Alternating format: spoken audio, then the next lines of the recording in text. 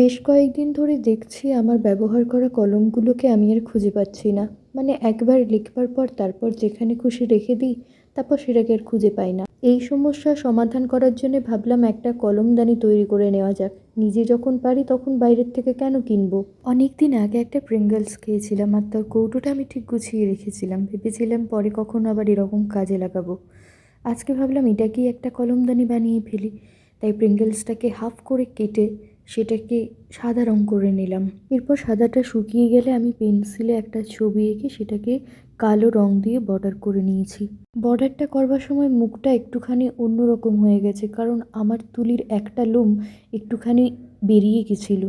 তো ওইটা লেগে মুখটা একটু বাজে হয়ে গেছে, আমি বুঝতে পারছি, কিন্তু ওটাকে আমি মুছতে পারছিলাম না। এখানে বলে রাখি, এই ছবিটা কিন্তু আমার নিজ মস্তিষ্ক প্রসূত নয়। আমি একজন বড় কোনো ক্রিয়েটরের ভিডিও দেখেছিলাম, যিনি মাটির ভাঁড়ে এই ডিজাইনটা করেছিলেন আর আমার খুব পছন্দ হয়েছিল। তা আমি ভাবলাম এটা আমি করব। আমি যেহেতু প্রফেশনাল আর্টিস্ট নই, তাই আমার ভুল ত্রুটিগুলো মাফ করে দিও। আমি কখনো ড্রয়িং শিখিনি বা তেমনভাবে প্র্যাকটিসও করি না যে সেটা খুব ভালো হবে। কলকার ডিজাইন কিভাবে করেছি না দেখানোর জন্য আমি খুবই দুঃখিত। আসলে ফোনের ক্যামেরাটা ওইভাবে রেখে আমি করতে পারছিলাম না, তাই নিজের কোলে রেখে করেছিলাম ধীরে ধীরে। ফাইনাল লুকটা কেমন লেগেছে জানিও, আর ভালো লাগলে লাইক, কমেন্ট অ্যান্ড ফলো করো। টাটা।